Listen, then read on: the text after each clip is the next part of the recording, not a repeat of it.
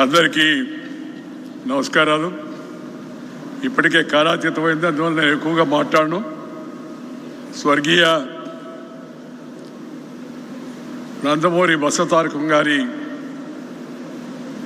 ప్రేరణతో, కోరికతో ఈ మహోన్నతమైన సేవా సంస్థను నిర్మాణానికి పూనుకున్న స్వర్గీయ శ్రీ నందమూరి తారక రామారావు గారికి వారి స్మృతికి నివాళులు అర్పిస్తూ, ఇద్దరి స్మృతికి, ఆ తర్వాత ఈ ఆసుపత్రి ఏర్పడమే కాకుండా ఇది మంచిగా జరుగుతూ అందరికీ అందుబాటులో ఉంటూ సరసమైన సరైన వైద్యాన్ని ప్రేమపూర్వకంగా అందిస్తున్న వైద్య బృందానికి, ఇతర సిబ్బందికి, ఈ ఆసుపత్రి నిర్వహణకు ప్రస్తుతం మరి అధ్యక్షుడిగా ఉండి నడిపిస్తున్న శ్రీ నందమూరి బాలకృష్ణ గారికి, శ్రీమతి అమ్మాయి బ్రాహ్మణికి హృదయపూర్వక అభినందనలు, మనందరి తరఫున వారికి అభినందనలు తెలియజేస్తున్నాను. మంచిగా దీన్ని ఇలాగే అమరావతికి వ్యాపించడమే కాకుండా అందరికీ కూడా అందుబాటులో ఉండేట్టుగా మరింత దగ్గర చేసే ప్రయత్నం చేయాలని చెప్పి నేను కోరుతున్నాను. నేను ఒకే విషయం చెప్పదలుచుకున్నాను. ఒకటి, దేశవ్యాప్తంగా జీవన శైలి, లైఫ్ స్టైల్ చేంజెస్ కారణంగా ఇందాక అమ్మాయి అనుప్రియ పటేల్ చెప్పినట్టుగా మన జీవితంలో, మన జీవన శైలిలో వస్తుండే మార్పుల కారణంగా ఈ రాచపుండు, క్యాన్సర్ రాచపుండు అంటారు, మనం నిదానంగా తెలుగు మర్చిపోతూ ఉన్నాం. ఇందాక మన శ్రీ చంద్రశేఖర్ గారు, మంత్రి గారు మాట్లాడుతుంటే నాకు చాలా సంతోషం వేసింది. ఇంత అమెరికాలో ఉండి ఇంత అద్భుతమైన తెలుగు భాషా పరిజ్ఞానం, విజ్ఞానమే కాకుండా పరిజ్ఞానం కూడా కలిగి ఆ భాషా మాధుర్యాన్ని మనకు వినిపిస్తూ ఉంటే నాకు మనసులో ఎంతో సంతోషం కలిగింది.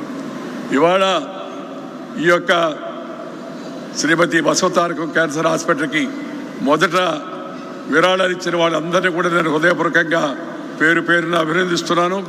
అలాగే శ్రీ పోలవరపు రాఘవరావు గారు, శ్రీమతి పోలవరపు తులసి గారు మొట్టమొదటి ఆ రోజుల్లో రామారావు గారి హయాంలో ఈ ఆసుపత్రికి వారు ముందుకు వచ్చి సహకరించారు.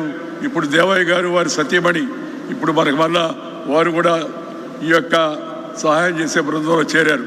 వీళ్ళందరికీ హృదయపూర్వకమైన అభినందనలు నేను తెలియజేస్తున్నాను. నేను ఈ ఆసుపత్రికి అప్పుడప్పుడు వెళుతుంటాను, నా కోసం కాదు, ఇతరులు పేషెంట్లు వస్తే తెలిసిన వాళ్ళైతే, మరి దగ్గర వాళ్ళైతే తీసుకెళ్ళడం కోసం. డాక్టర్ సెంధిల్ రాజప్ప గారు, డాక్టర్ సుబ్రహ్మణ్యేశ్వరరావు గారు, డాక్టర్ కృష్ణయ్య గారు, అలాగే వీరి సిబ్బంది అంతా కూడా అద్భుతమైన సేవలు అందిస్తున్నారు. అన్నిటికన్నా ముఖ్యంగా కావాల్సింది ఏంటంటే, మన పెద్దలు చెప్తూ ఉంటారు, వైద్యం, విద్య ఈ రెండు కూడా ఒక మిషనరీ స్పిరిట్తో పనిచేయాలని. It's a mission with passion for the sake of nation. No omission, no commission and no remission. It should be like a mission. ఈ మిషనరీ జీల్తో ముందుకు ఈ ఆసుపత్రిని తీసుకెళ్తున్నందుకు వారి వైద్య బృందాన్ని అందరినీ కూడా నేను హృదయపూర్వకంగా మరొకసారి అభినందిస్తూ ఉన్నాను. ఆఖరికి ఒక మాట చెప్పి ముగిస్తాను. ఇందాక మంత్రి గారు చెప్పినట్టుగా దేశవ్యాప్తంగా ప్రజలందరికీ ఈ క్యాన్సర్ టెస్టులు చేయించడం అవుతుందో అది ప్రభుత్వ కర్తవ్యంగా కేంద్రము, రాష్ట్రము ఇద్దరు కూడా ప్రాధాన్యతలో అందరికీ ఈ పరీక్షను తప్పనిసరిగా నిర్వర్తించేట్టుగా చూడవలసిందిగా నేను కోరుతూ ఉన్నాను, సలహా ఇస్తున్నాను. నేను ఎప్పుడు చెప్తూ ఉంటాను, ఈ ఉచితాలు వద్దయ్యా, అనుచితాలు అయిపోతాయి, కానీ విద్య, వైద్యము ఈ రెండింటికి ఉచితంగా ఇవ్వండి, సామాన్య జనం అంతా కూడా బాగా లాభపడతారు, ఉపయోగపడతారని చెప్పని వాటి విషయాలపై దృష్టి సారించి ఇలాంటి ప్రజోపకరమైన వైద్య ఆరోగ్య సౌకర్యాలను అత్యాధునిక పరిజ్ఞానంతో మరి సాంకేతికమైన మార్పులతో కూడా కలిపి జనానికి అందించేందుకు రెండు రాష్ట్ర ప్రభుత్వాలు, ఇటు తెలంగాణ అటు ఆంధ్ర ప్రభుత్వాలు కూడా ముందుండి చొరవ తీసుకోవాలని కోరుతూ, శ్రీ నరేంద్ర మోడీ గారి నాయకత్వాన దేశవ్యాప్తంగా దీన్ని ఒక మిషన్ లాగా చేపట్టారు.